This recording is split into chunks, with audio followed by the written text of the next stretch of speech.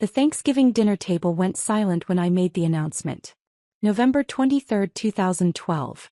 6:47 p.m. I'm dropping out of college, I said, setting down my fork. My mother's hand froze halfway to her mouth.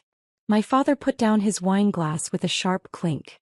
My sister Jennifer stared at me like I'd just announced I was joining a cult. You're what? My father said. Dropping out. I'm leaving Northwestern at the end of the semester. Rachel, my mother said carefully, is this a joke? No joke. I've already submitted the paperwork. But you're a sophomore, Jennifer said. You're halfway through. Why would you? Because I hate it. The words came out more forcefully than I'd intended. I hate my major. I hate my classes. I'm miserable and I'm wasting your money. What you're wasting, my father said, his voice rising, is your future. Do you have any idea how competitive it is to get into Northwestern? How many people would kill for your opportunity? Then they can have it. Rachel, be reasonable, my mother pleaded. Every college student feels overwhelmed sometimes. That doesn't mean you quit. I'm not quitting. I'm choosing a different path. What path? Jennifer demanded.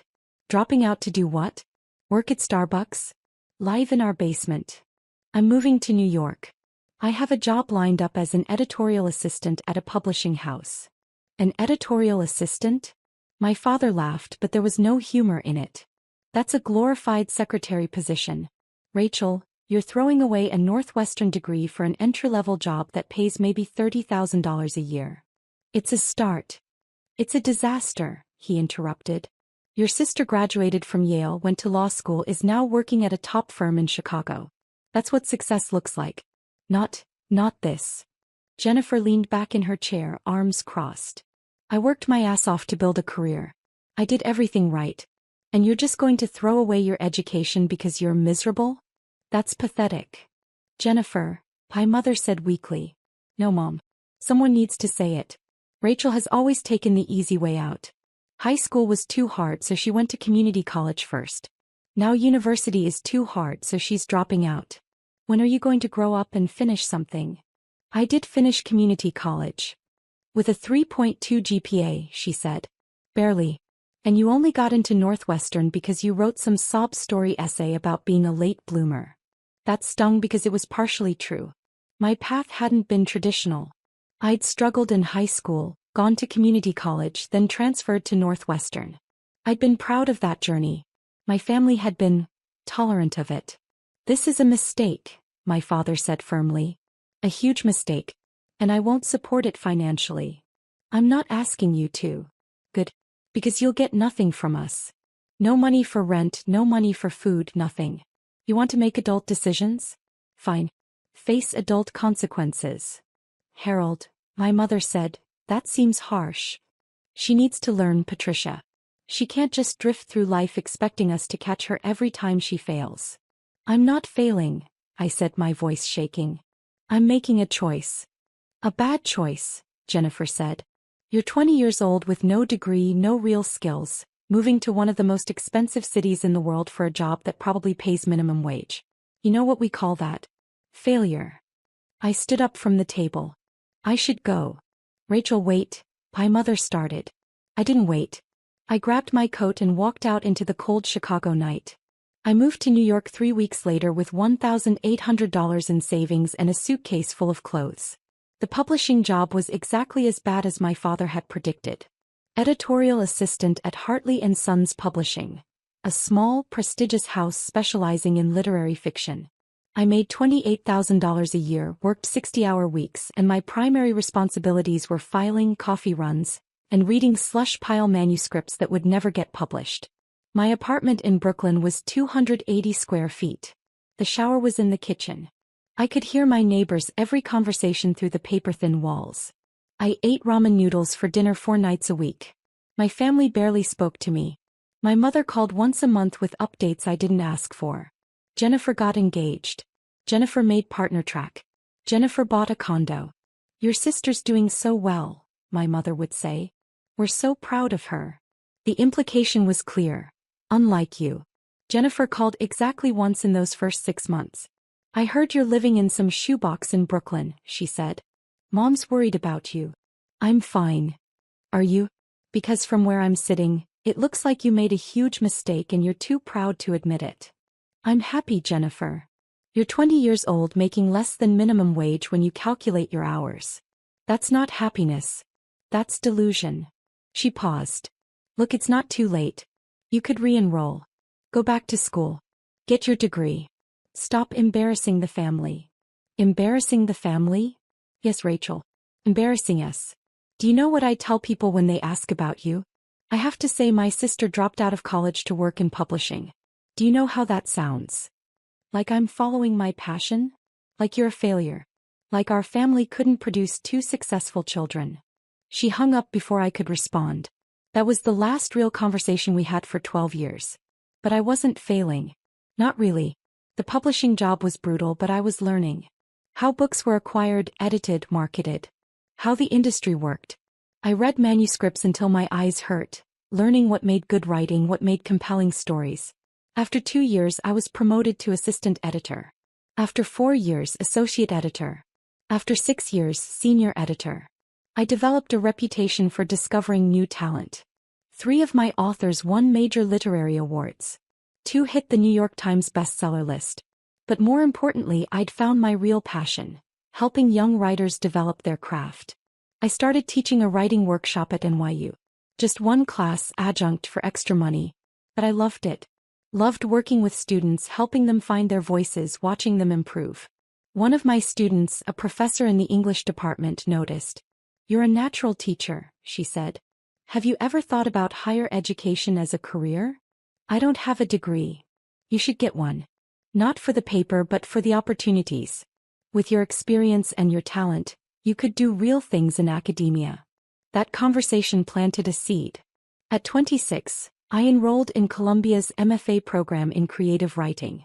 I worked full-time, attended classes at night, wrote my thesis in stolen hours on the subway. It was the hardest 2 years of my life. I graduated at 28 with my MFA and a job offer from Columbia to teach undergraduate creative writing courses. At 30, I was promoted to assistant professor.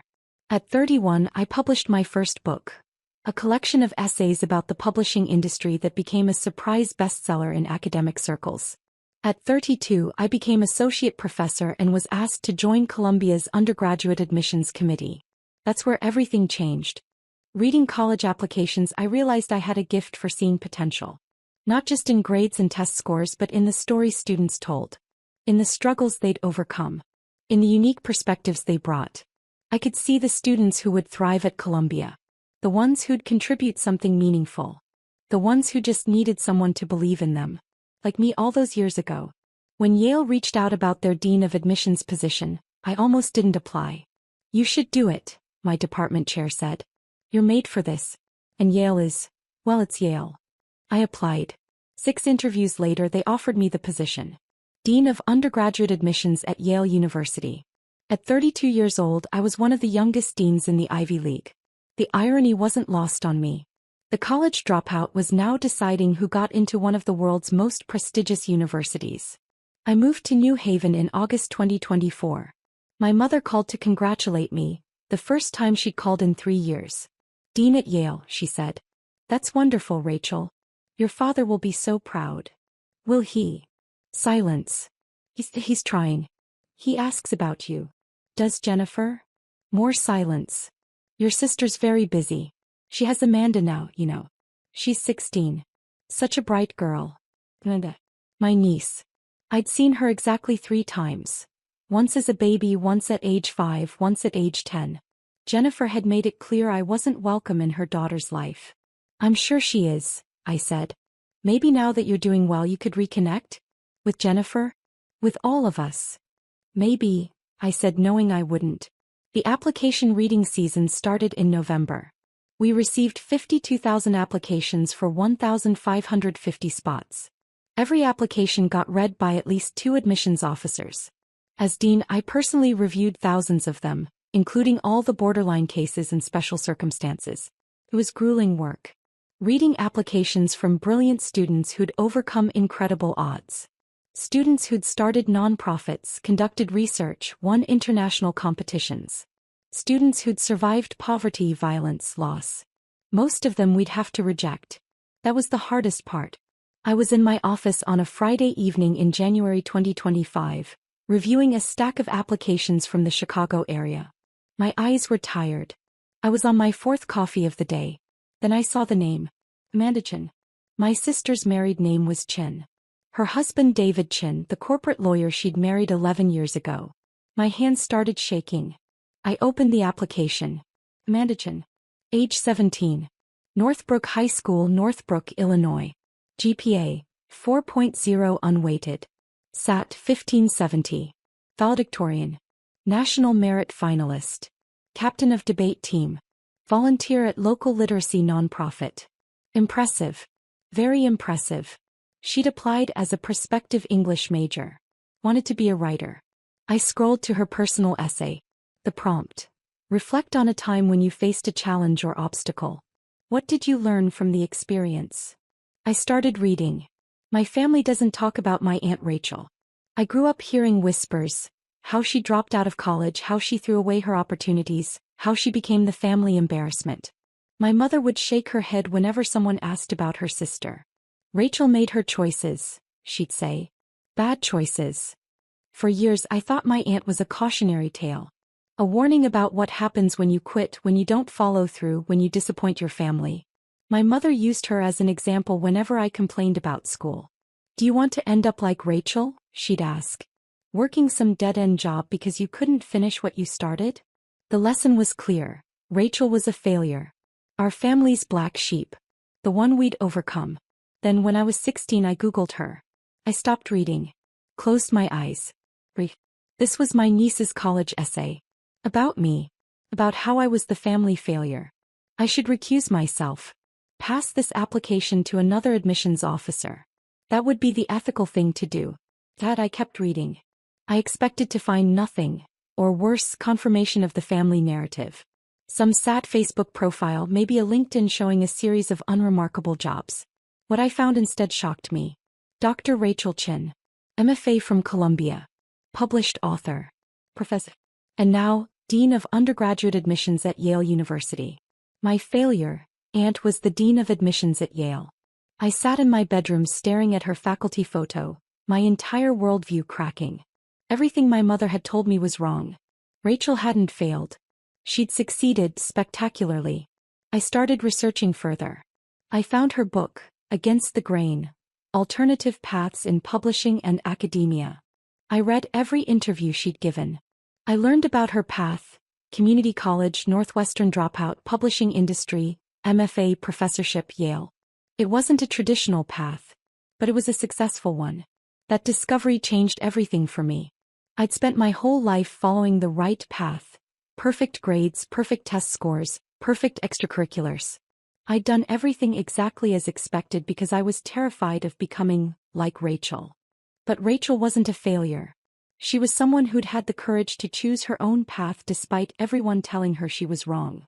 Someone who'd built success on her own terms. I was crying now. Tears running down my face, dripping onto the application pages. This essay isn't about overcoming an obstacle. It's about discovering that what I thought was an obstacle, my family's shame, our black sheep, was actually an inspiration. My Aunt Rachel taught me that success isn't about following someone else's blueprint. It's about having the courage to write your own story, even when the people who are supposed to support you tell you you're making a mistake. I want to study creative writing at Yale. I want to learn from professors who think differently, who value unconventional paths, who understand that sometimes the most important thing you can do is refuse to quit being yourself. My family overcame nothing. They simply failed to see that Rachel was succeeding in ways they couldn't understand. I don't want to make that same mistake. I want to have the courage to pursue my passions, even if they don't fit someone else's definition of success. I want to be like my Aunt Rachel, the failure who became a dean. I set down the application and put my head in my hands. For 12 years I'd built a life without my family. I'd convinced myself I didn't need their approval, their recognition, their love. And here was my niece who I barely knew writing about me like I was her hero, calling me an inspiration, defending me to an admissions committee that I was on. The irony was almost too much. I picked up my red pen, the one I used for notes and comments on applications. Then I set it back down. I couldn't be objective about this. Not even close. I called my assistant dean Marcus Washington. I need you to read an application. Family conflict of interest. He came to my office. I handed him Amanda's file. Don't look at my notes, I said. Give me your honest assessment. He read through everything. The transcripts, the test scores, the recommendations, the essay. Strong applicant, he said. Really strong. The essay is exceptional. Personal, insightful, shows real growth and self-awareness. He paused. The family conflict, is this about you? Yes. The aunt who's now the dean? That's me. He whistled low. That's heavy. What would you decide? If this was your call? I'd admit her, he said without hesitation. She's qualified on paper. But more than that, this essay shows exactly the kind of student we want. Someone who questions assumptions, who values different paths to success, who can articulate complex family dynamics with empathy. He handed the file back to me. But you can't be the one to decide. You know that. I know. Do you want me to take it to committee? I thought about that. Thought about Amanda sitting in a classroom waiting to hear from Yale. Thought about Jennifer, probably bragging to everyone that her daughter applied to Yale, never mentioning that the dean of admissions was her estranged sister. Thought about my father who told me I was throwing my life away. Thought about myself at 20, crying in that tiny Brooklyn apartment, wondering if I'd made a terrible mistake. Yes, I said. Take it to committee. But Marcus. Yeah. Don't tell them about the family connection. Let them evaluate her on merit. Then we'll deal with the conflict afterward. 2 weeks later, the admissions committee met to discuss borderline cases. Amanda's application was flagged for discussion. Strong candidate, but we had limited spots. I recused myself from the room when they discussed her. Marcus found me in my office an hour later. She's in, he said. Unanimous vote. Everyone loved the essay. I let out a breath I didn't know I'd been holding. Good. What do you want to do about the family situation? That was the question. Yale sent acceptance letters on March 28th. Amanda would get hers with 1,549 other students. I could stay silent. Let her find out like everyone else. Never acknowledge the connection. Or I could reach out. I sat in my office that night, staring at Amanda's application. At her essay. At the words she'd written about me. I want to be like my Aunt Rachel. At 9:47 p.m. I did something I hadn't done in 12 years. Called my sister. She answered on the fourth ring. Hello. Jennifer. It's Rachel. Silence. Then, Rachel? Is something wrong? No. Nothing's wrong. I need to talk to you about Amanda. Amanda? What about her? Her voice went sharp with protective worry. Did something happen? She applied to Yale.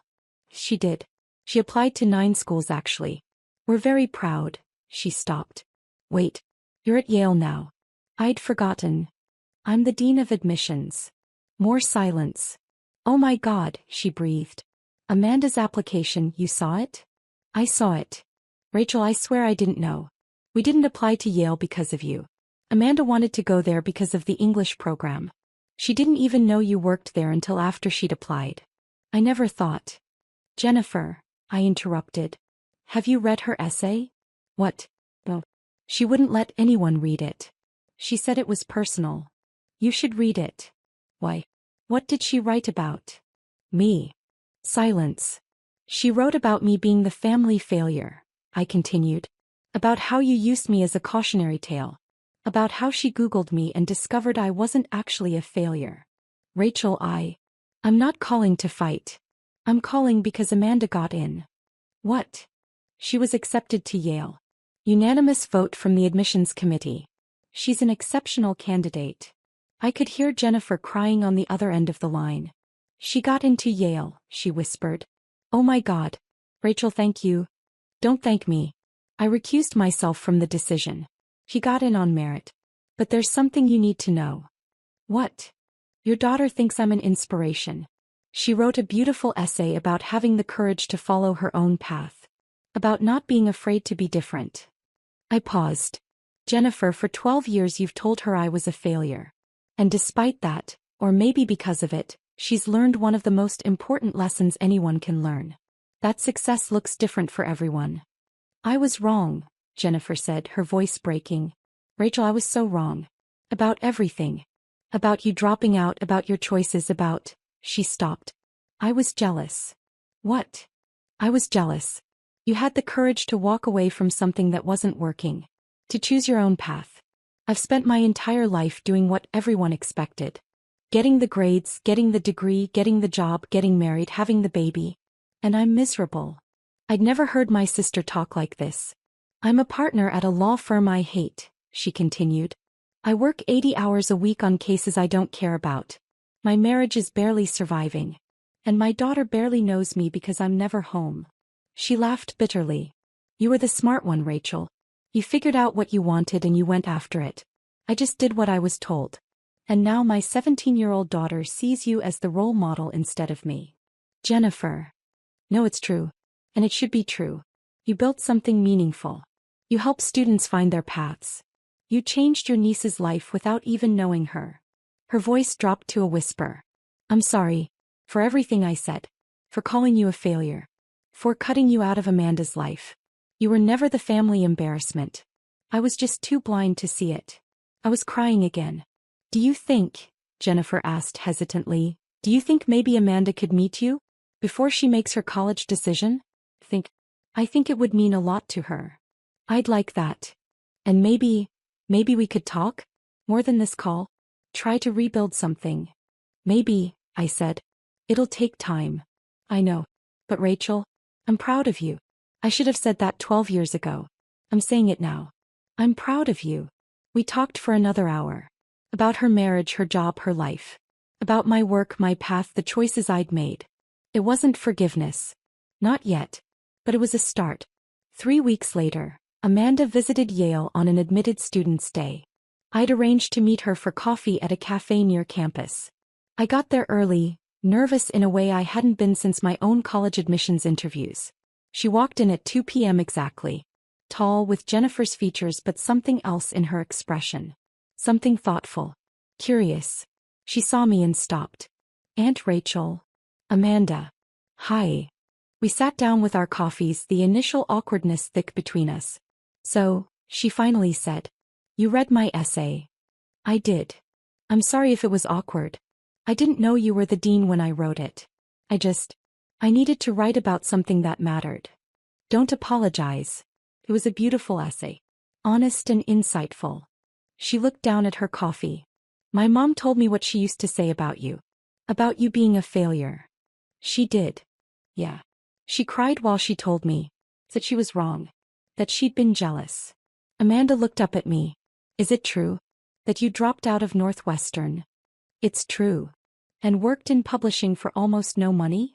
Also true. And got your MFA while working full-time? True. And now you're a dean at Yale. I smiled. Unfortunately true. She laughed. That's the coolest story I've ever heard. It's not that cool. It was mostly just hard work and stubbornness. No, she said seriously. It's cool because you chose it. You didn't let anyone tell you what success should look like. You figured it out yourself. We talked for 2 hours. About writing, about college, about her fears and ambitions. She wanted to be a writer but was terrified of not being practical. My mom wants me to major in economics, she said. Have a backup plan. What do you want to major in? English. Creative writing. But everyone says that's impractical. I leaned forward. Amanda, do you know why I became dean of admissions? Why?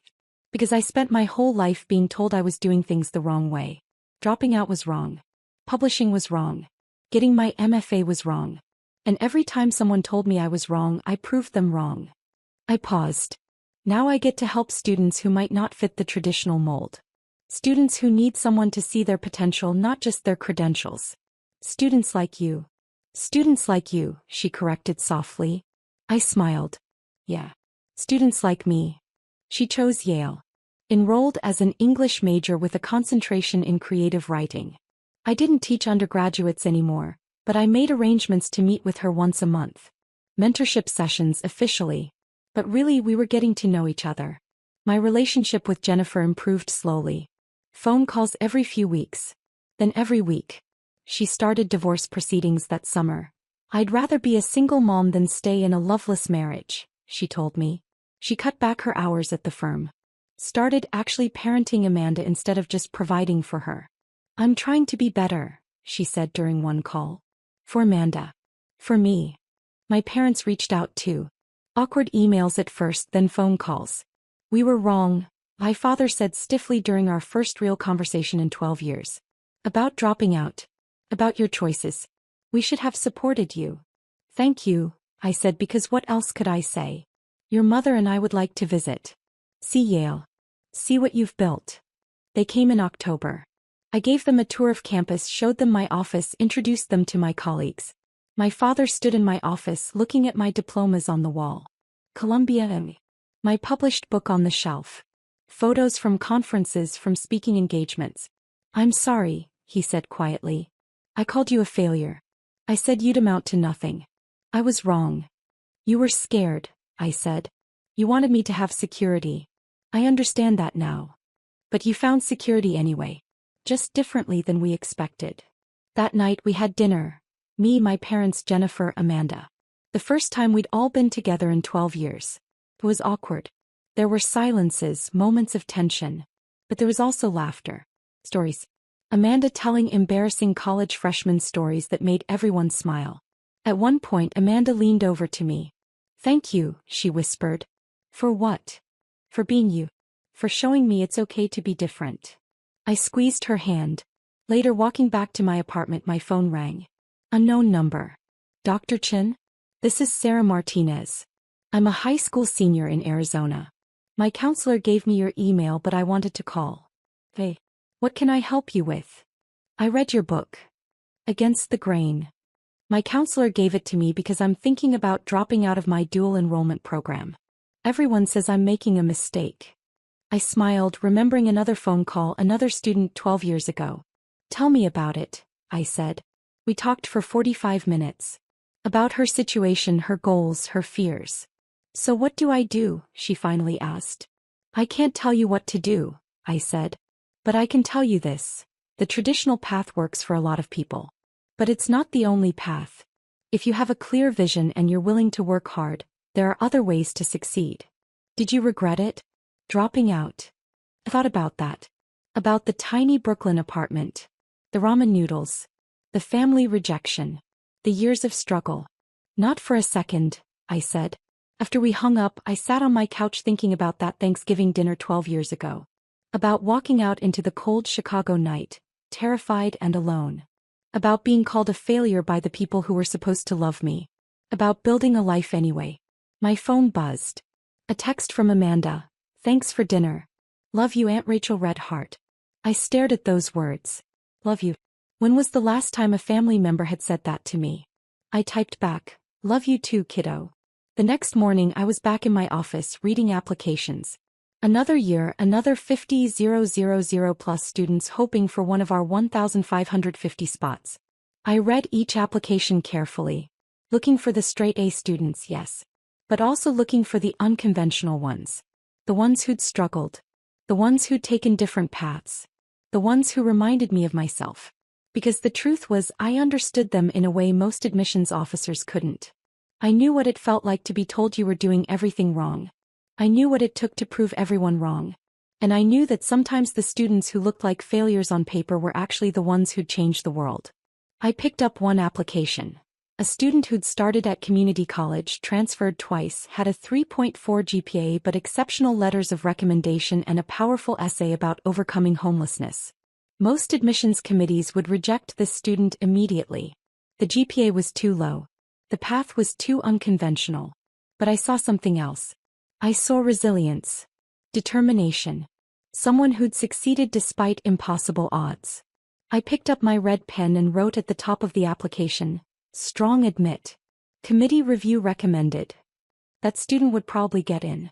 Not because of their grades, but because I knew something most people didn't. Success isn't about following the right path. It's about having the courage to walk your own path, even when everyone tells you you're wrong.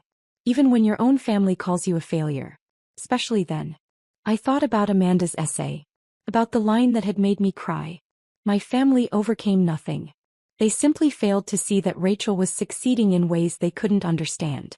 For 12 years I'd thought my family's rejection had broken something in me. But maybe it had actually freed me. Freed me to build the life I wanted, not the life they expected. Freed me to define success on my own terms. Freed me to become the person who could help other students do the same.